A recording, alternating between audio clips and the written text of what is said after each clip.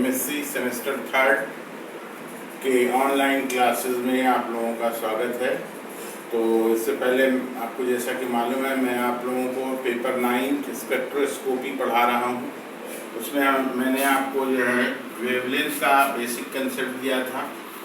आज उसके आगे जो है आपको जो है बताना है वो है एम्पलीट्यूड बताना है उसके बारे में। तो ये जान लें आप कि ये आपका तो पता है कि ये क्रेस्ट है, ये क्रेस्ट है, ये ट्रफ है, ये ट्रफ है, ये साइनोसीडल ग्राफ है। यहाँ से ये ओ ए और जैसे ए बी कर दीजिए, ये इसको A B C D E F, इसी तरह से जी एच, ये जो हाइट और डेप्थ है। तो आप कह सकते हैं कि the height of the crest और the depth of the trough is called as amplitude. यानी यहाँ से यहाँ जो हाइट आप देख रहे हैं बराबर रहेगी एम्पलीट्यूड की भी हाइट, एम्पलीट्यूड भी, क्रेस्ट भी और ट्रफ भी। इसको ए या ए से डिनोट करते हैं, इसके लिए यूनिट मीटर यूज़ करते हैं। अगेन जो इम्पोर्टेंट बात है वो आपके जानने के लायक वो ये है कि इसको भी आप पाइकोमीटर वगैरह में ही नापेंगे, पाइकोमीटर या नैनोमीटर में, क्योंकि बहुत ही स्मॉल यूनिट है और आपको इसका ध्यान रखना है। उसके बाद हम लोग बात करेंगे टाइम पीरियड की। तो टाइम पीरियड उसको कहते हैं कि एक सेकेंड में, एक ऑसिलेशन में जो है जो या वेव पैदा होने में the time taken to complete one wave करने का मतलब यहाँ से यहाँ तक ये जो है वन वेव हो रहा है। तो इसमें जो टाइम लगेगा, जाहिर सी बात है, इसको सेकेंड से डिनोट करते हैं। अगली बात है फ्रीक्वेंसी, या जिसको हम लोग जो है न्यू और एन से डिनोट करते हैं। फ्रीक्वेंसी को न्यू और एन से, तो फ्रीक्वेंसी और एफ से भी डिनोट करते हैं। फ्रीक्वेंसी बराबर 1/t। तो ये जो है नंबर ऑफ वेव्स और ऑसिलेशंस प्रोड्यूस्ड इन 1 सेकेंड। इसका यूनिट जो होता है, यूनिट जो यूज़ करते हैं, हार्ट्स यूज़ करते हैं, शॉर्ट में एग्जैक्ट या साइकिल्स पर सेकेंड यूज़ करते हैं। आपको चैप्टर में कहीं कहीं पर मिलेगा CPS। उसके बाद आपको जानना है वो हमने आपको बताया था म्यू बार, ये आपका जो है वेवलेंथ, वेव नंबर है। वेव नंबर जो होता है रेसिप्रोकल ऑफ लैम्डा, लैम्डा यानी रेसिप्रोकल ऑफ वेवलेंथ। और ये जो है इस यूनिट मीटर इनवर्स या सेंटीमीटर इनवर्स इस्तेमाल करेंगे। जैसा कि आप देख रहे हैं, रटने की ज़रूरत नहीं है, 1/m करेंगे तो ये मीटर इनवर्स हो गया। तो ये सब बेसिक बातें हैं।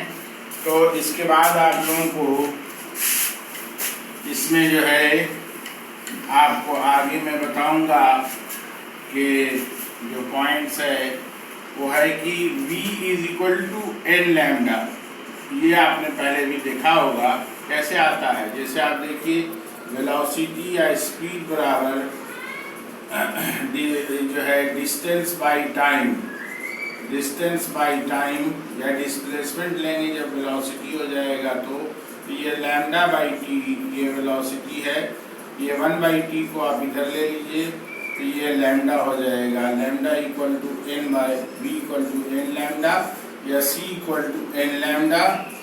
तो देखिए v = n लैम्डा या c से जब रिप्रेजेंट करेंगे तो ये म्यू लिखते हैं normally. c speed of light है, इसकी वैल्यू 3×10⁸ मीटर पर सेकेंड होती है।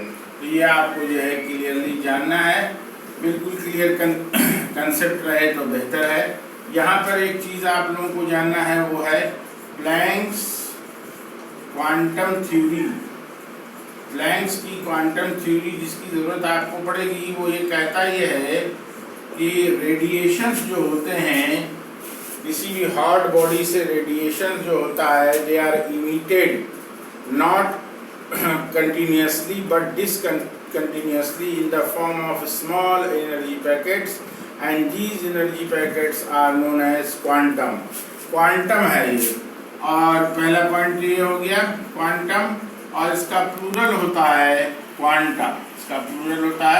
क्वांटा। और इन केस ऑफ लाइट इसको जो है फोटोन्स कहते हैं, और एक इम्पॉर्टेंट बात जो आपके आगे जानना है कि एनर्जी जो होता है इमिटेड और radiated directly proportional to the frequency की होता है। ये म्यू फ्रीक्वेंसी है, इसको रिप्लेस करते हैं तो E equal to H mu आता है। एच आपका प्लैंक्स कांस्टेंट है, E equal to H mu है जैसा कि आप देख रहे हैं। तो एच बराबर प्लैंक्स कांस्टेंट है, प्लैंक्स का ही डिस्कशन है इसलिए इसका नाम प्लैंक्स कांस्टेंट नाम है। और इसकी numerical value 6.626 into 10⁻⁻34 joule second है। तो ये आप यूज़ करेंगे इसमें। इसके अलावा कहीं कहीं पर आप देखेंगे कि equal to N not H mu रहता है। एन नॉट जो है ये एवोगैड्रो नंबर है जिसका वैल्यू होता है 6.023 इंटू 10⁻23। तो यहाँ से देखिए आप E equal to N not H mu, mu को आप सी लैम्डा भी लिख सकते हैं, c by lambda, n not h c by lambda. तो यहाँ से आप देखिए कि एच एन नॉट यानी एवोगैड्रो नंबर है ये, इसका वैल्यू भी आप जानते हैं 6.023 इंटू 10⁻23। एच का वैल्यू भी आप जानते हैं, अभी लिखा मैंने 6.626 into 10⁻34 C speed of light है। तो ये सारी चीज़ें आपको नोन है, वो एक ही चीज़ है जो अननोन है, वो है आपका इनवर्सली प्रोपोर्शनल टू लैम्डा। और यहाँ पर से जो आपने देखा वो कहता है कि डायरेक्टली प्रोपोर्शनल टू फ्रीक्वेंसी, यानी directly proportional to frequency and inversely proportional to lambda. इन सारी चीज़ों का अपनी नोटबुक में आप जैसा कि कुछ लोग लिख रहे हैं बड़ी अच्छी बात है, तो लिखते जाएं और नोट्स को जो है बनाते जाएं। अगला जो टॉपिक जो आप लोगों को स्पेक्ट्रोस्कोपी में पढ़ना है, मैं आपको बता दूं कि ये जो है अभी हम लोग डिस्कस करेंगे, पहला चैप्टर नंबर 2 डिस्कस करेंगे, वाइब्रेशनल और रोटेशनल, वाइब्रेशनल और उसके बाद इसमें जो है rotational, rotational spectra, vibrational rotational spectra, ये डिस्कस करना है हमें आपको जो है। This is chapter number 2 lesson number 2। इसमें आपको इंफ्रारेड इसको जो है स्पेक्ट्रोस्कोपी के बारे में पढ़ना है। Infrared, infrared spectroscopy, infrared spectroscopy के बारे में पढ़ना है। और vibrational, that is vibrational, vibrational infrared spectroscopy. Infrared, और ये तो आप जानते होंगे इंफ्रारेड क्या है। तो ये देखिए इसको कहेंगे इस तरह से कि the interaction of infrared radiation with molecules of the atom undergoing vibration is known as infrared spectroscopy और infrared spectra। आपको तो पता ही होगा स्पेक्ट्रम का प्लूरल स्पेक्ट्रा है, इसलिए हम लोग स्पेक्ट्रा यूज करेंगे। अगेन बता रहे हैं infrared, the interaction of infrared radiation with molecules of atoms which undergoes vibration, that is known as infrared spectra, infrared spectra। उसके बाद ये जानना है कि the coupling of vibrational and rotational effects in the complex spectrum, यानी vibrational spectra और rotational spectra दोनों एक साथ जो है जब इफेक्ट करता है तो वो कहलाता है कॉम्प्लेक्स स्पेक्ट्रम हो जाता है, तो वो वाइब्रेशनल रोटेशनल स्पेक्ट्रा हो जाता है। उसको कहते हैं vibrational rotational spectra, vibrational rotational spectra, यानी द कोपलिंग यानी mixture of vibrational and rotational. Vibrational तो आप जान रहे हैं वाइब्रेशन के कारण, रोटेशन जान रहे हैं रोटेशन के कारण। तो ये जो है that is known as vibrational rotational spectra.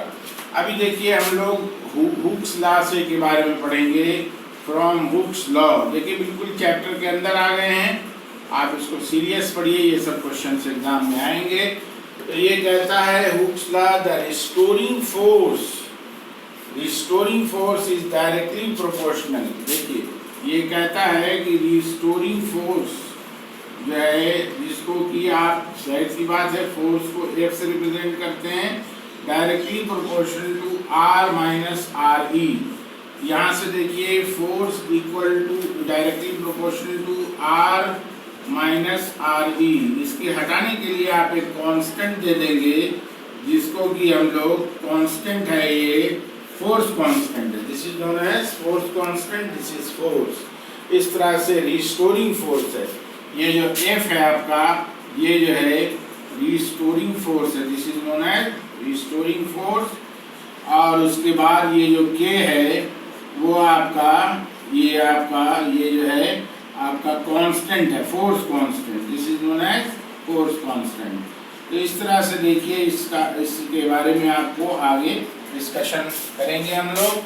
तो इसके बाद आपको बता दें कि the nature of simple harmonic motion, आपको तो पता होगा सिंपल हार्मोनिक मोशन किसको कहते हैं।